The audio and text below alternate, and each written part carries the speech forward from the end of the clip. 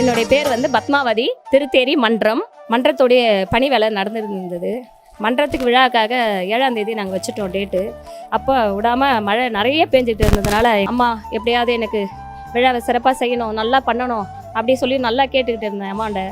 எங்கள் மன்றத்து தொண்டர்கள் வந்து நான் செய்கிறேம்மா அப்படி சொல்லி எங்களை கேட்டாங்க. சரி செய்யுங்க அப்படின்னு சொல்லிட்டு சொன்னேன். டிசம்பர் 1 திங்கட்கிழமை அன்னைக்கு சக்திங்க ஃபோன் பண்ணி, அம்மா தூணில் ஏதோ ஒரு உருவம் தெரியுது, நீங்கள் வந்து பாருங்கள் அப்படின்னு சொல்லி சொன்னாங்க.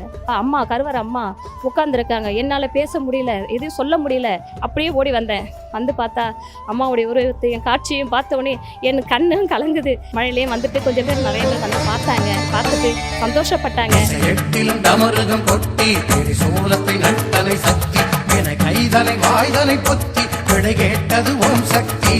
ஒரு குங்கும பாறையை வெட்டி உன் குவலயம் எங்கிலும் கொட்டி சுபமங்களம் செய்தலை சக்தி என்னை மறவோம் ஜெய சக்தி.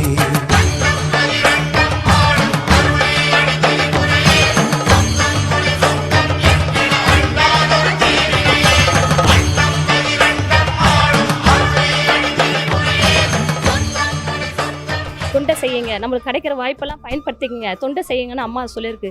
அந்த தொண்டை எப்பவும் எந்த நேரமும் நம்ம நிறுத்தாமல் நம்ம ஓடிக்கிட்டே செஞ்சுக்கிட்டே இருந்தால் அம்மா கண்டிப்பாக காட்சி கொடுப்பாங்க. கண்டிப்பாக அம்மாவுடைய அருள் நம்மளுக்கு கிடைக்கும்.